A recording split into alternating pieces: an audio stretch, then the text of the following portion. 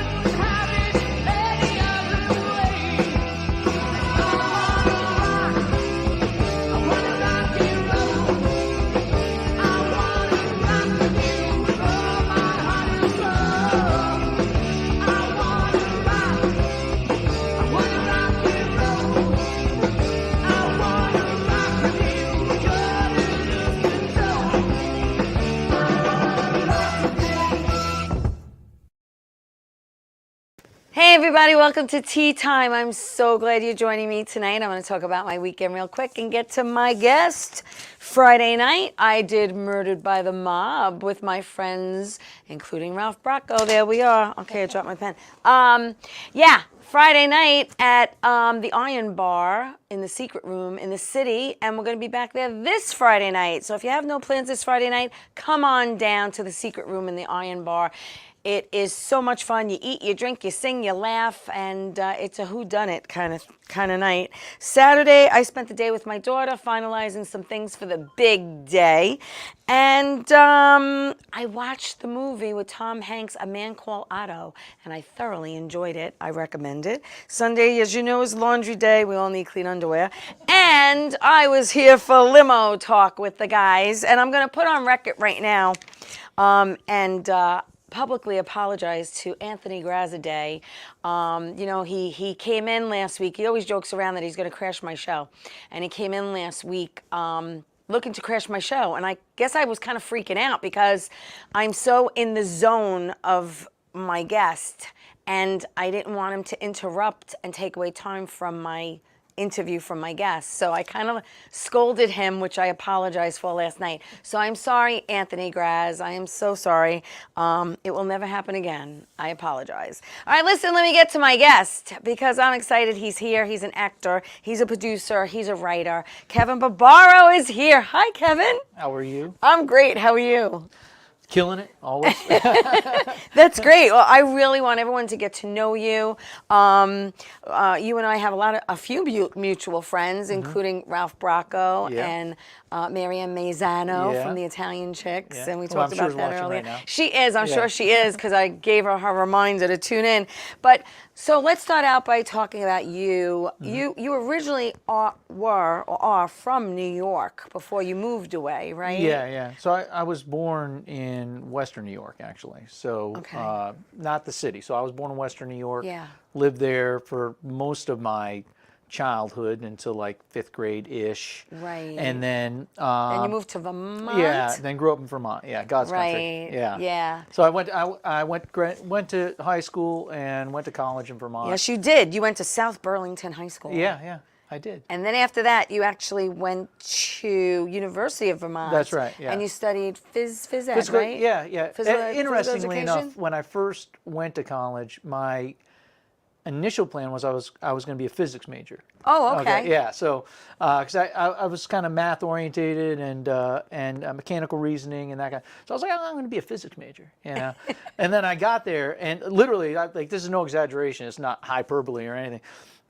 Very first physics class, I was like, it was like everyone else knew what was going on. Yeah. And so I was like, well, that's great. I better switch gears. So I became physical education. Yeah. I was like, it's got the word physics in it, you know. Well, you're a physical man, a physical person. You were into many different sports. Yeah. As a kid, you're talking football, baseball. You ran track, wrestling. I mean, I don't think there's a sport that you really didn't do. Yeah. Well, I mean, growing up, that was kind of my way of meeting friends. I mean, really, that was a big part of it growing up, because we moved a lot.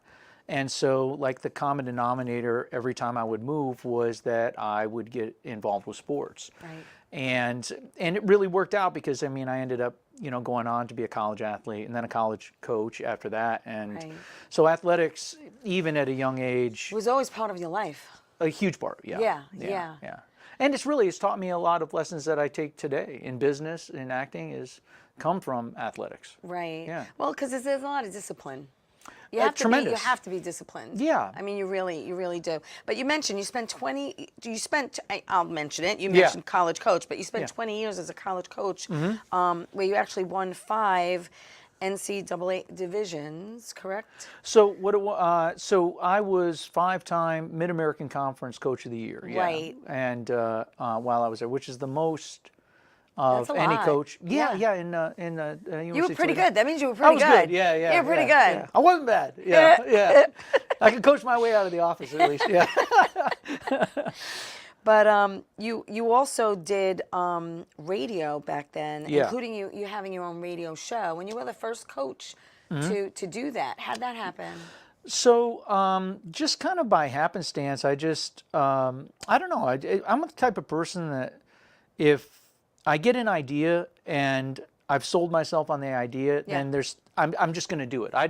I don't wait around for somebody to talk me out of it. I don't wait around for somebody to rubber stamp it or approve it. Yeah. And so I had come up with this idea that I would do a track and field radio show, and it would be a mixture of music and track and field. No one else was doing it, and it became like. And this is kind of like, before podcasts. This is before podcasts. Like you were like the pioneer. Well, I wouldn't say that, but I mean, I was for close sure. to Like, it. yeah, I was cutting my own path. Yeah.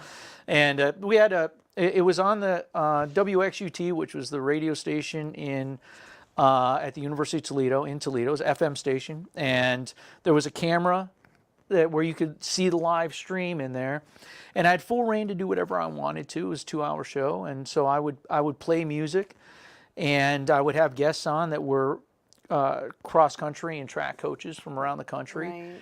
And it became incredibly popular in the college track and field community, and actually even on the state, it became the most popular show on the radio station. Wow. And they asked me to do another show, and so I actually did 2 shows at the same time for a while. The first one was called Coffee Talk. Okay. Like Saturday Night Yeah, Live. yeah. And then the second one was called Coffee Talk 2, TOO. Okay. And that was strictly music. And me calling up my buddies, talking about like aliens and Bigfoot and stuff. And it was great. I enjoyed it. It was a break from the rigors of coaching, and I would, at the time I was raising my sister's kids, and it was a nice escape from life. Yeah. How long did you do that? Raise the kids or the radio show? The radio show. Yeah. So I did it. I want to say it was about 3 years. Okay. And until my coaching career ended. So when coaching career ended, then that was it. That's a nice amount of time. Yeah. Okay, so you decided to pursue a long life dream of yours, which is acting and writing. Right. And you did this later in life. It's almost Yeah. like a second act, which a lot of us are doing lately. Yeah. Do you know what I mean? Everyone's life is a 2-act play. Yeah. At least. Maybe more. Maybe. So you decided in January 2013 to move to New York Yeah. and pursue acting. Yeah, exactly. And on a whim. is this true that you lived out of your car for about 18 months? Yeah. I legitimately lived out of my car. I made it through 2 winters in New York City. Holy cannoli. Yeah. I had a Chevy HHR. Now, were you in the 5 boroughs? You're not just talking Manhattan. Did you stay like in Queens or Brooklyn? It depended. Or... If I was filming something in Queens Right. and it was an early call, Okay. I guess I'm parking in Park Queens. the car in front of Silver Cup or Astoria, Kaufman. Yeah. Or Long Island or wherever. And I actually traveled up and down the East Coast. Wow. And would just one of my secrets was that I would stay if I was on the road. Right. Like filming something in Georgia or wherever, because Yeah. I would go anywhere. Right. I would stay in the parking lot of like a Holiday Inn Express. Yeah. And then I'd wake up. Right. And I'd just walk in the front door and I'd head for breakfast. And, because I'm non-threatening, you know what I mean? So, and the dude behind the counter was making minimum wage. What does he care, you know? Wow. I just walk in, hey, how's it going? Hey, no Yeah, problem. yeah. Oh, where's breakfast? Oh, appreciate it. Okay. Sit down. Yeah, so I would purposely choose the ones that had a hot breakfast, you know? Wow. You learn. So I apologize to the CEOs of Holiday Inn Express for funding my career. Listen, those 18 months were an brutal. adventure within itself. Yeah, it was unique. I mean, After the 18 months, where did you end up? So after the 18 months, I actually started, because at this point, And did you give yourself a time frame of that you were going to actually continue doing this? Yeah. So when I first got into acting, which was completely just on a whim, no connections, no experience, no anything. Right. But I knew that I wanted to do it. I went all in. I had told myself that I'm going to give it 3 years. Okay. And at the end of 3 years, you learn this in athletics. You learn to be honest with yourself. So and be able to be objective. So I didn't have like this particular goal in mind at the end of 3 years, but I knew that I would know if this was the right decision or not. Right. And 18 months into, actually, the turning point, and I don't know how much time we have before you got a commercial. We've got time, don't worry. So the one of the turning points, and I actually just told this story last night to my acting coach, Richard Klein from Three's Company, that it was the middle of the winter. This is the second winter. And I was getting stuff, but it wasn't a ton of work, but it was, I was working steady. I was getting cast quite often. Okay. And I had an audition at Ripley Greer, which is... Been there many times. Yes, on 8th Avenue. Yeah. So I'm there, and it was for a play. I go in. I think I'm going to wow this cat with my ability to pull off this character for this theater play, right? So I roll in. I don't even have my sides. I'm like, man, I got this. I got this. Wow, I get in there. Kevin. And dude, I'm killing, right? I'm killing until I'm not. And then, and then I freeze up, you know, and he's like, where's your side? You know, the cast, where's your sides? Right. I said, I didn't bring them. He said, wow. He said, go to the lobby. So he sends me out. He has me come back in. And at this point, I'm like, you know. Yeah. So I go through it, and, you know, we finish the scene or whatever, and he says to me, I'm not going to cast you. You know, he was like brutal honest, you know. He said, but let me give you some advice. First of all, you were really believable until it went bottom out, right? Right. He said, don't ever go to an audition without your sides. Ever. This ain't a memorization contest. And you know, the thing is, I'd been acting for like over a year at this point. I knew that, but whatever. Right. So anyway, I walk out. It's the middle of the winter. Snow on the ground, New York City. I'm living out of the car still. I'm parked on Riverside Drive in like 110. This is 8th Avenue and like what, 28th, 30th, right? Yeah. I don't have my Metro card. And I look, all I've got is my ID to get in. I left it all in the car. Oh, wow. 80 blocks. You know, I just bombed this audition. Right. You know, I'm just kind of... Well, you got a long walk to think about it. I walk. So I walk all the way to the car, and I get into the car that I'm going to sleep in. No lie, I had some whiskey in the car. I'm like, you know what? Like, I literally, I wasn't going to quit. You know, I wasn't going to give up. Right. But I could see that line in front of me. And I'm like, man, this was brutal. I'm just going to drink myself to sleep, which I did. And so anyway, I wake up the next morning. I mean, this is like I'm on the brink. I mean, I can see the maybe I should just go back to, you know, coaching or whatever. Whatever I can do. Right. And I checked my phone, and I had a message, and basically, long story short, I had landed my the role in my first actual TV commercial. Okay. And that was the turning point, which ended up ultimately leading my SAG eligibility. I mean, it was that morning. It was like this harmonic convergence. Yeah, I was going to say it's like the angels just came down from the heavens. Don't give up. Don't give up. It's going to work out. That's a major sign. Yeah, no, it was. And it was a turning point. Wow. So after that, I started commuting back and forth between here, between New York and Myrtle Beach. This sounds like a really good script, Oh, maybe it is. I can see it. Yeah, no, it is an endearing story because I think a lot of people can relate to just in life in general. Yeah. Like a lot of people see this isn't about just careers or jobs. Sometimes it's marriages, it's relationships. You see the end. You can see the end. Yeah. And you have to make a decision. What's best for me? It's true. And then you'll get a sign. You'll know. You'll just know. Yeah. And for me, that knowing was keep rolling, man. And it's been amazing ever since. What a story. Yeah. Holy cannoli. It's possible, people. Yeah. Wow. All right, so we're going to take my first break, but don't go away. More with Kevin when we get back.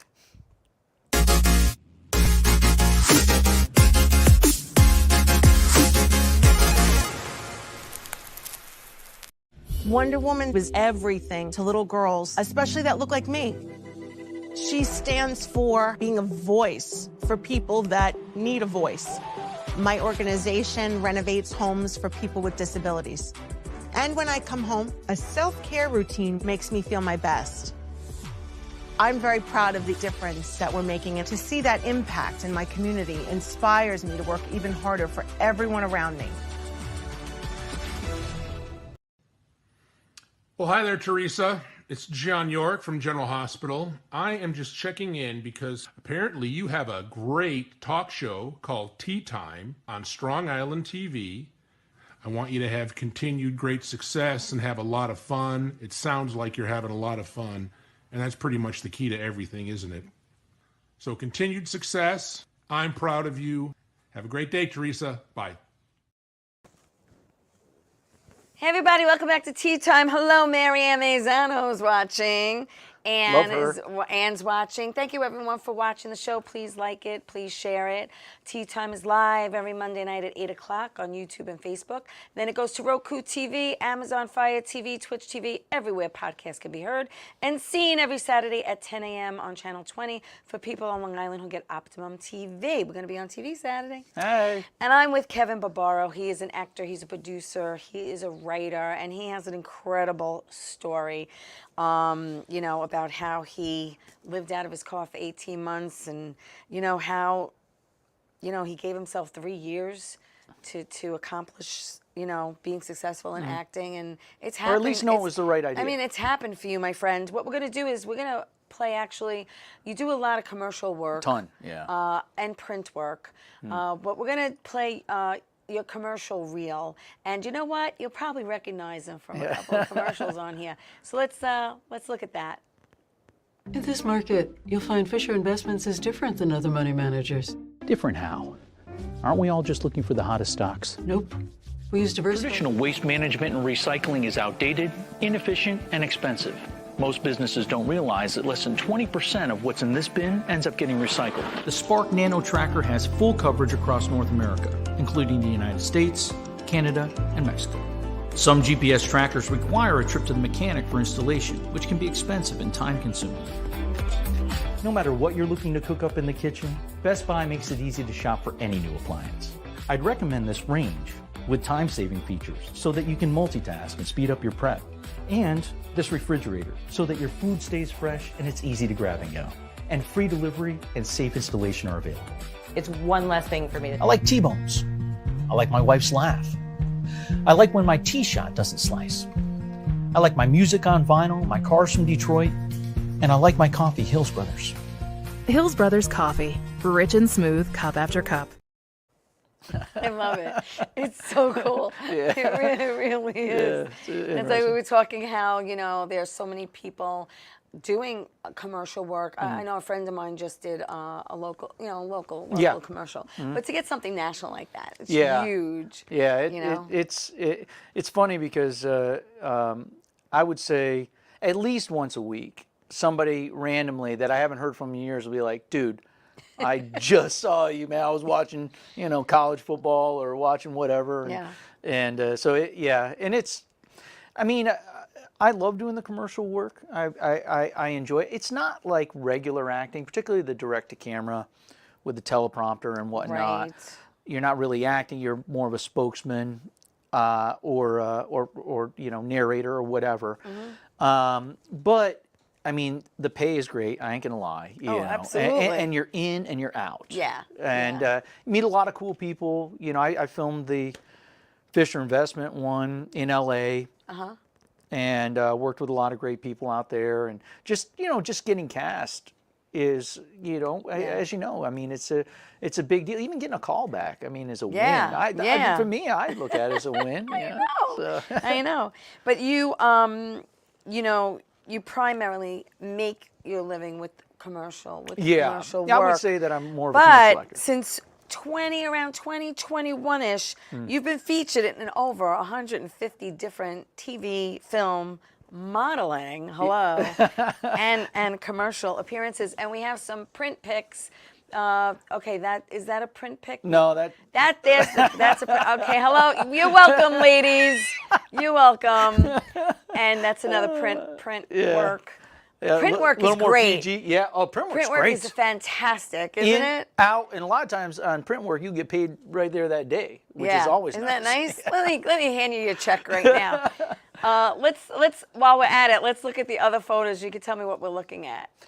That was that's a print job, period piece. I filmed about a year ago down in Washington D.C. for a series of museums. Cyrano de Bergerac. It's interesting. Close. Yeah.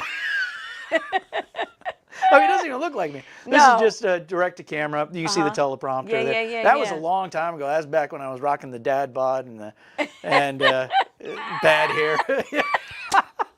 I was going through a rough time at that point. No, you mentioned Kevin Kline before, and we have a picture of you.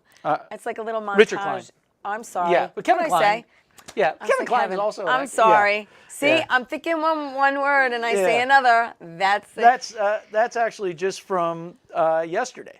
Yes. So I did a play. Beautiful. Tell me about the play you just did. So it was it's part of a theater competition. It was a playwright competition, Right. and so they had these submissions, and a guy from LA had written the play that is buddies with Richard Kline, who's my acting coach. Sorry, Richard. I meant Richard. Go ahead. Yeah, and he who was on Three's Company. Yes, he was Larry on Dallas, Three's Company. amongst other things he did. Yes. But he. So he reached out to me, Richard did, and said, "Hey, I got this really, great one." I hadn't done theater in about 8 years. I started doing theater when I first started came. theater back in July 2013. Yeah. You did a stage play called Parking Space. Parking Space. That was that my it? first. And that was at the Producers Club. It was, yeah. And I also did 12 How Angry nervous Men. were you to do live theater? Because that's a totally different animal. There's a term we use in athletics, going lactic. I was going lactic, man. Oh my God. But the first time, and then it got easy, But we did this play about, I played a slave owner right after the Emancipation Proclamation. An amazing, a quick story on that. The dude that was cast to play the slave was from Detroit. Never showed up. What? Bro, never showed up, didn't call, nothing. And so Richard and I are sitting there, we got to go to tech. So Richard's next door neighbor is a guy named David St. Louis. You see in the photo there. Okay. And you see him up there on stage with me. Yes. David has been in tons of amazing actors. In FBI, he's done tons of movies. He was on Broadway. He learned the script in one day. What? Yeah, he didn't even go to tech. Learned the script in one day. We rehearsed all day before the first performance. That's incredible. Came back and just we killed. And our energy was like amazing, because a big confrontation, a showdown between the two. Right. So anyway, that was we took that last night after we closed out. But yeah, I mean, just that's what I love about the arts. You just particularly when you're surrounded by people who take it serious. Because there's a lot of people, I'm not knocking anybody that looks at it like a hobby or just something. I mean, obviously, there are people out there that I know who they land stuff left and right, and he's like, it's just a hobby for me. And I said, I want to step in what you're stepping in because Right. it's not for me. Right. This is my livelihood. This is my career. This is my life. I eat, sleep, drink, dream. Yes. It's in my bones. It's in my soul. And he goes, no, because I'm never leaving my job ever. And this is my hobby. And I'm like, wow. And it blows my mind. Yeah. You know what I'm saying? Yeah. No, I feel like, and I'm with you. I mean, it is what I do. It is, you know, who I am. My identity isn't wrapped up in it. Right, right. Because I did live that life where my career and my identity were one. Right. So there is a separation. And of course, I have my own companies anyway. But yes, which we're going to talk about. Yeah, but you know, I love being surrounded by other artists who take it seriously and really see the value in the arts. Because I mean, where would we be without music? Where would we be without acting and shows? I mean, life would be pretty boring. Yeah, yeah. But you know what? Humans would just find a way to entertain ourselves. And that even as a kid, right? We make up stuff. Oh, yeah. We're acting as a kid. It's true. Yeah. It's true. Yeah. Whether we used to like build a fort in the backyard out of snow. And you're just calling it something. Yeah, something. And you're acting out something. We used to put on talent shows. We used to get the kids on the block. Yeah. And we used to put on talent shows. Charge a nickel. Yeah, you know, just anything. Yeah. You know, Christmas caroling or you know, just being in front of people yeah. and acting something out. Yeah. You know, people ask me because you know I've been fortunate to have done a lot of stuff. You know, how I was able to do it. I said, dude, I've been acting my whole life, man. Yeah, Pretty much. Yeah. Because you go back, you talk to any teacher that I had growing up, and they would tell you I was the class clown because I was always just seeking out that attention. Yes, yeah. And not afraid to make a fool of myself, because I didn't look at it as making a fool of myself. Right. I just looked at it as being funny. You're making other people laugh. Yeah. And you're entertaining. That's it, you know. I totally like get that it. photo of me looking like Cyrano de Bergerac. Exactly. Do you sing or play an instrument? You know, I grew up playing instruments. That's another interesting story. So, Reader's Digest version. Because I thought I saw a picture of you holding a guitar, but I wasn't sure. Yeah, you did. Yeah, Okay. so I'm trying to learn the guitar, but I don't play the guitar. You know, I'm Well, not you're learning how to play. I'm learning how to play the guitar. Yeah. Okay. But as a kid, so when I was in the 5th grade, they had we had music was part of your you had music class, and you could learn an instrument. So it came time to pick what instrument you wanted to learn. Yeah. And I'm looking at it, you know, and I was like, man, I'm really gonna. Yeah, I was like a nerd in the 5th grade. I was like dorking out. I'm like, hey man, I gotta pick something really cool, you know. So what I landed on, well, first of all, I'm like, I'm going to pick the thing with the most keys. I'm going to pick the most difficult thing. That was in my head. This is my logic. Wow. I'm going to pick the most difficult thing because other kids are going to think I'm cool.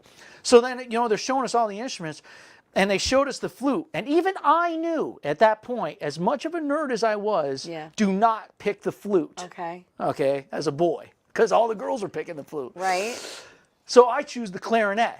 Okay. All right. Let me tell you something, man. Let me tell you something.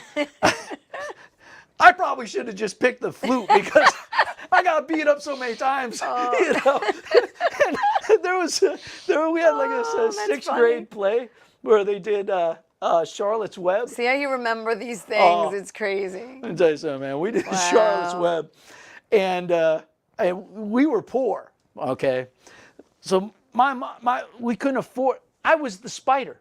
Okay. Which is a female, and Yes. So my mom, and I'm playing the clarinet anyway, right? That's so funny. My mom makes this black leotard. Okay. And black, so I'm in this black, and she sewed these arms so that when my arms came up, everything else did. Yeah. Let me tell you something, man.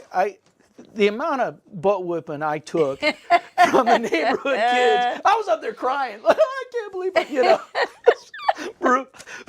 So I actually learned how to read sheet music. Oh, you know, I mean, there was a benefit to it, you know. Yeah, I could even pull up a clarinet right now. I could probably run through it, at least the scale. That's you know, great. learned how to play the trumpet, played that. Learned how to play the drums. My dad played the sax for a little bit. Love it. Yeah. You know, I mean, now as an adult, I'm like, dude, one of my best friends in high school, Dwight Mazer. He went to South Burlington High School with me. He played the violin, and of course, as a kid, as a kid, it's like, oh, he kind of plays the violin. It's kind of weird, you know what I mean? No, he serenaded. He asked his wife, who's still his wife, to marry him. He played. Wow. I'm like, bro, like, yeah, come on, man. So, I love music. Music is something. It's an escape for everyone. Everyone has their favorite music. Yeah. And so I play those. What do you like listening to? What do you prefer? I listen to a little bit of everything, but I am by far lately. I don't know what the deal is, but I've been stuck on Jackson Browne. Oh, okay. Man, I love 70s music. Yeah. 70s and 80s. And actually, I've been listening to a lot of LRB, Little River Band. Oh, yeah. So it's funny, I work out a lot, obviously, and I think that people would be shocked to hear what it is that I listen to when I'm working out. Yeah, I was going to just ask you that. That's funny. I'll be listening to like Little River Band, or I'll be listening to like Karen Carpenter, I'm on top of the world, It depends on your mood. Love it. Yeah, 70s music, man, that's where it's at. Yeah. Yeah. That's so cool. But I'll listen to anything. That's music is good for the soul. It is. Like, depending on what you're doing, I something you might not know about me, but I actually ran 3 half marathons. Oh. And I had my own playlist yep. that would get you through that's the whole thing, Yeah. There's certain songs that you hear and it either brings you back to a moment in time, or it just makes your soul feel good, yep. or it makes you want to get up and move your body and dance. That's what it does. Right. Music, music and smells. These are 2 of the more memory triggering things. Yeah. And particularly if you're going to run a half marathon, you hit mile 10. And you may or may not have already hit the portal. Yeah, and they're like, if you could do 10, you could do another 3.1. And I'm like, sure. And then, I just saw, they had the marathon. Yeah, yesterday. Yesterday. Yeah. So congratulations to all you runners. But I always say, I don't think I'll ever do a full. I can tell you with 100% accuracy, I will never.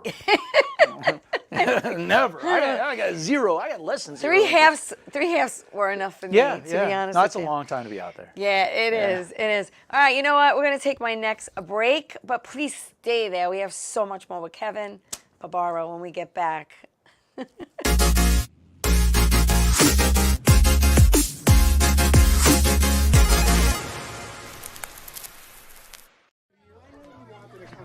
All right. Is everybody having a good time tonight or what? That's what I thought.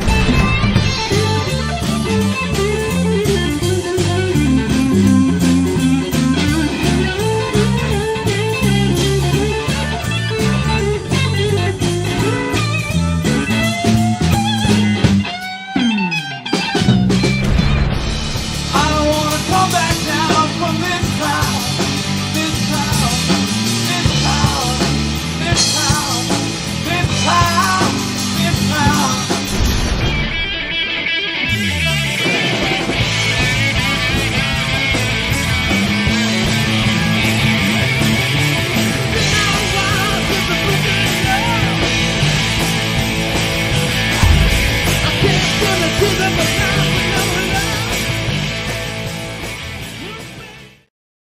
How you doing? It's Sal the Voice Valentinetti.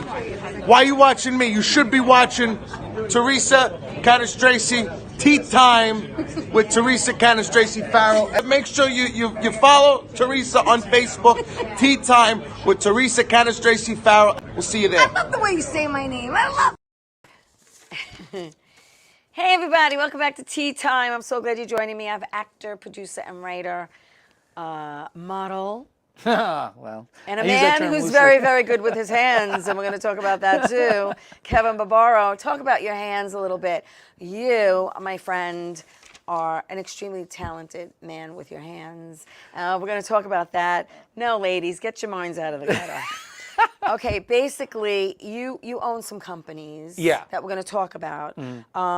You have a construction company that you're that you that I own. You do that you own. You also do a floor. When you I'm have a partner. a flooring company with a partner. So there, you are an entrepreneur. You're an owner. You have a lot of skills because I've seen a lot of the work that you do, and I mean they're just beautiful. The homes, I appreciate it. Yeah, is amazing. I love arches. Yeah, I see you do a lot of arches. I love arches, and so how did you get into that? So and we have a pic of you, I think, laying flooring or something. You're doing something there. Yeah, that's actually I am remodeling a buddy's. Him and his son bought a 1956 home on a waterway that I ended up having to gut all the way down to the studs? and the subfloor. And rebuild the entire thing from scratch. Wow. And that's what I'm working on that. And it was a 3-bedroom that I converted to a 2-bedroom. And so now it's all the drywall is up, and we're just kind of getting ready, probably paint it soon and be ready to roll. But it's, I really enjoy just working by first of all, I enjoy working for myself. Oh yeah. I'm at the point now that I can't work for anybody else. I mean, that's just being honest. Well, because you've been on your own for so long. It's just impossible. Yeah. And not to mention, and this gives you the freedom to just travel and do my thing. Like you said, if you get a phone call tomorrow, hey, Bam, you need I'm to going. be in LA. I'm there. You're there. Yeah. I flew like 150,000 miles last year. Wow. So and that's pretty much the yearly average. And so, but yeah, I enjoy, working with my hands. I even growing up as a kid, grew up in Vermont. I worked on farms, worked in apple orchards. And I remember taking a test in the 5th grade social studies. They had like this multiple question, multiple answer test. And it was to test your personality as a kid. Where are your strengths? Okay. Is it in reasoning? Is it in critical reasoning? Is it in, and I scored the highest in mechanical reasoning. Wow. And so and that's just always been the way I can, I can see something, and there is no manual, there's no pamphlet, but I can just figure it out. Yeah. And so, and like I said, I mean, I love creating things. I taught myself how to do tile work. I taught myself how to. I could butter. You can lay some tile? I can butter and lay tile. There it is. I've done it. You even use the right term. Butter. Girl. Butter. Yeah. I can butter and lay it. Yeah. I did my laundry room. Nice. Yeah. There it is. I love construction. I actually love construction. Yeah. The only thing I don't like painting. That's the I actually only don't thing. mind I it. don't like it. I could do everything. I could pretty much. Yeah. Yeah. No, I pretty love handy. That. And I like just being, it's just you. I feel as though I'm kind of a unique person in the fact that I am outgoing, but I love my own time. Sure. I think we all do. Yeah, I'm perfectly cool in my own skin. Yeah. And which is probably why I never got married. I mean, being honest, So. Yeah, no. I mean, I know. That's one of the many reasons why I know a lot of bonafide bachelors out there. They're very, very happy, and they have. People are like, "Oh, what's wrong with you? You're not emotionally available." No, I'm emotionally available. Just not permanently. It's just not to you. Oh my God, that's great, Kevin. Oh, Maron. All right, let's talk about some things that you've done in the past. So, 2013, you did something called Restaurant Stakeout, which was a TV, that was TV television series. show. Yeah. 2014 was busy for you. You did I can't even read my handwriting. My Dirty Little Secret. My Dirty Little Secret. That was a TV series. You did Deadly Affairs. Yeah. Another TV series, Waterfall, which was a short. 2015, you did True Crime with Aphrodite Jones, TV series. 2016, you did Long Island Lights. Was that actually filmed on Long Island? It was. That actually was a pilot to, and it still exists. Matter of fact, the guy that created AJ Scordio, he owns, his family owns Scordio Construction out here on Long Island and in Manhattan. Yeah. And very, very funny. I mean, incredibly funny. It's just, you know how it is. Like some things will go somewhere and some things won't. Yeah. But a great concept. My character was incredibly well written and very funny. And so we filmed it out here. It was about a small production company in Long Island. You like doing comedy? I do. You know what the funny thing is I've done way more serious stuff than I have. Way more. Yeah. But I've always felt like, you know, I mean, I feel like I'm a funny guy. You know what I mean? My friends would consider me to be funny. You know what I mean? I'm not stand-up comedian funny. I'm just kind of like, you know, cynically funny or something, you know. But in any event, I've always wanted to do comedy. And so doing that, you know. That's cool. But it's mostly been serious stuff, actually. That's really good. Yeah. You did Burnt Popcorn, which was a short. You did that was a Callie thriller. and Izzy was a TV series. Yeah. Family Business. Family Business was my first starring role in a feature film. Nice. And I played a father that was going through a divorce, and it was a pretty heavy role. We filmed it over a month-long filming in up in Ithaca, New York. Okay. And the writer has gone on. He lives in L.A. now, Daniel Slochi, and he's done a lot of great stuff. Yeah. That's awesome. Yeah. 2017, you did Rick and Suzanne, which was a short, and then you did Lighthouse Unmanned.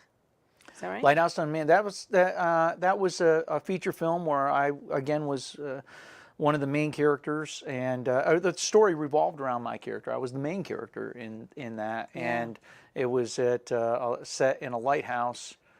And I was a lighthouse keeper. Yeah. And that was Lighthouse Unmanned. We filmed that over a month in Dunkirk, New York, at a lighthouse. That's so cool. Very cool. Yeah. It's nice when they use real sets. Real. You know what I mean? Yeah. And not green screen or something No, like this that. was the real deal. Yeah. 2018, you did Count the Movie. And Count Time. Yep. Actually, 2015 to 2018, you did The Perfect Murder, which was a TV series. Yeah, I did multiple seasons of that. did. Yeah, I did that a lot, and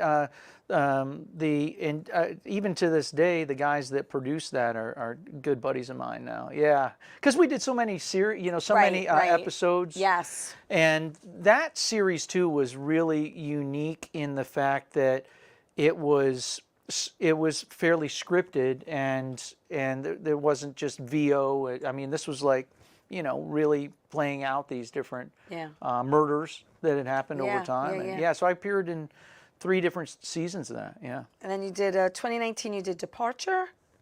Yeah, that's a really great feature. I had a supporting role in that. I played a retired boxer, and that story was that film. It's on Amazon. You can get it on Amazon now. But Departure was unique in the fact that it revolved around 3 main characters. I was a supporting character that was contributing to what was going on. Right. But all 3, the film was set to tell the story from the vantage point of each of the 3 main characters. So it was like in parts. Like part 1 was one vantage point. And all 3 parts were written by a different writer. To really make it so that it was uniquely from that point of view. And really, really cool. We filmed that in southeastern Ohio. For a few weeks out, where I stayed in southeastern Ohio, near Ohio University. Yeah. And that was awesome. Yeah, that's a great film. Yeah. You did Fraction in 2020, Fraction 2, right? Which was a short in 2021 also. Yeah. But let's talk about upcoming. Hooah! 99. Yeah. Tell me about that. So Hoorah 99 is a feature comedy film that I co-star with Ja Rule. Everybody, we be giving it up. Yeah. Which he really does talk like that in real life, to be honest with you. Yeah. But so it's me and Ja Rule and a guy named Travis Johnson, who's incredibly funny. And I play, it's a black comedy film that is set in Brooklyn, and I play kind of like this overbearing white neighbor to the main character. Right. And the main character's name is Albert, and my character's name is Todd. And I'm basically everything that Todd is basically everything that Albert wants to be, except white. Yeah, he's got a better car, he's got a better gold chains, Right. So we filmed that. That's in post right now. We wrapped filming that. Yeah. And it's an amazing cast. not only is it primarily a POC cast, but it is written, directed, produced, all black staff, and crew. And it was really so fun. And Ashley Smith, Ash, who wrote it, incredibly funny and incredibly well written. I'm really excited for the movie to come out. I mean, not just because I'm, and it's my first real opportunity in a big movie to play comedy. Yeah. So I was all in on the part. Yeah, isn't it? Yeah, I spent 85% of the movie with my shirt off. Wow, everyone's gonna love that. I was gonna say I've had many men on this show, but I have to say, I think you're the first guy whose chest is actually bigger than mine. Well, I'm not sure, but I could say it. I could say it. But, my friends actually. It's funny. One of my How many? What do you work? You work out like 7 days a week, or do you take one day off? I take one day off. Yeah. Okay, just asking. How many hours are you in the gym a day? So generally speaking, I'll average a total of it takes about 2 hours. Okay. But sometimes I divide it into 2 workouts. Are you doing cardio and weights every day, or do you do? So I mix it up. No 2 days in a row are the same, but I'll run maybe 3 days a week, and but I also swim. So swimming's great it's on the amazing. body. Amazing. Because you're not putting any kind of no stress undue stress, but you can go as hard as you want. You can. I mean, you'll pass out before you die. So yeah, and I also box. And, I love kickboxing. Yeah, so I do that, and I'll lift like I don't lift as much as people would think that I do. But I do. There's 2 things I need to do, Kevin. I need to strengthen my core. Yeah, that's everybody, but yeah. Yeah, that I need to do, and I need to strengthen my upper body because of my neck injury. Otherwise, you're gonna. I have no upper strength at all. One of the biggest things that I coached women's distance, women's cross country and distance, and one of the absolute number one things that I feel as though helped make our team better than other teams was that we actually had. First of all, we had everybody swimming. And multiple times a week, everybody learned how to swim laps, and you could, and a lot of the girls could get up to 2 hours without stop. Wow! But the other thing was that at least twice a week we would do pull-ups, and even if you just started with the strap, and did the hang, and Let me try to lift my own body weight. I'm telling you, it's everything because we start to hunch. I know, I know. And I'm trying to watch my posture. When they say try to pretend a string is pulling you from your head and watch. Yeah, I know because absolutely. And you shrink as you get older. As you get older, my mom is like under 5 feet now. It's so sad because my parents too are I'm like, vertically challenged at 5'2" as it is now. You know what I mean? All right, listen, we're gonna take my last break. This is going so fast, and we have so much more to talk about. So stay right there. Don't go away. More with Kevin Barbaro when we get back.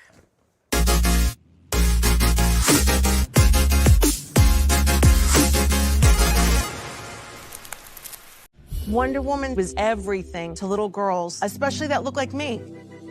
She stands for being a voice for people that need a voice. My organization renovates homes for people with disabilities. And when I come home, a self-care routine makes me feel my best. I'm very proud of the difference that we're making, and to see that impact in my community inspires me to work even harder for everyone around me. Doc, who's the best comedian you know? Theresa Farrow. And who's the best actress you know? Theresa Farrow. And who's the best cast member in Bad Boys? Theresa Farrow. Who's got the best radio? Theresa Farrow. Doc, who's your favorite Jimmy? Theresa Farrow. Who are you loving right now? Theresa Farrow. All right, Doc, I love you too, baby. Love you as always. Thank you. Welcome back to Tea Time. Can I say I love the fact that you had Doc Gooden on this show? Yeah, Doc is great. God. We did virtually over COVID, but he said that he actually lives on Long Island now, and he will be in studio. It's just a matter of when I get him. Love it. Actor, producer, writer, Kevin Barbaro. I want to thank you for taking the ride in and Yeah. spending time with me here. He also has produced stuff, people. You did Don't Wait Until Dawn. You co-produced Bar Chronicles, co-produced Roommates on Elm Street, associate producer. You did College Fright Night, co-produced. Prism, location manager. Hello. Yeah, that was interesting. And the Tetris Murders, which was also something that you did. No, I didn't produce that. I was actually, that was In it?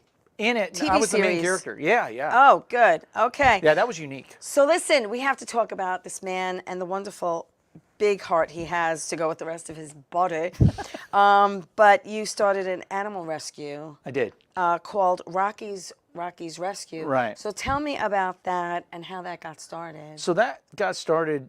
My very first survival job when I came to New York City was I was working for a cat rescue.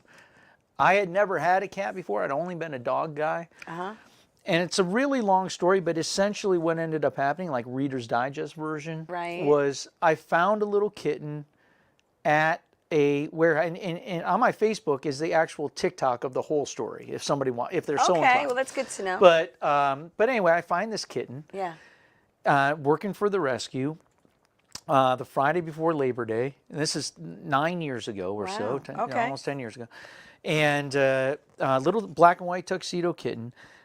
I find him at night, the Friday before Labor Day.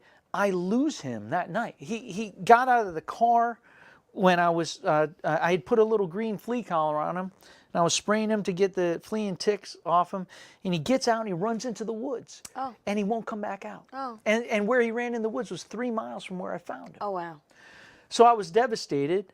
Again, I'm really shrinking this down. Yeah. But September, October, November go by, no sign of the kitten. Oh. I'm devastated. I thought about that kitten every day. Every day. I wasn't even a cat guy. I thought about that kitten every day. So I'm filming a commercial in Jersey City for a razor commercial with Brett Favre, name drop, and so we love to name drop you. Yeah, don't worry about it. So anyway, I'm coming across the G-Dub. Yeah. Heading for the Cross Bronx. I'm coming back out to Long Island. I called a lady that's running it. Hey, I'll feed today because I know that the lady that normally feeds is this old lady who walks it somehow. So I drive out there. It's the second week in December. There's snow on the ground, et cetera, et cetera. I start, so I'm not even supposed to be feeding that day. I start not in the normal spot. I just start where I first enter the town. It's up in Mount Vernon. 3 stops into it, I'm at a stop sign, and walking across the street is a black and white tuxedo kitten with a green flea collar.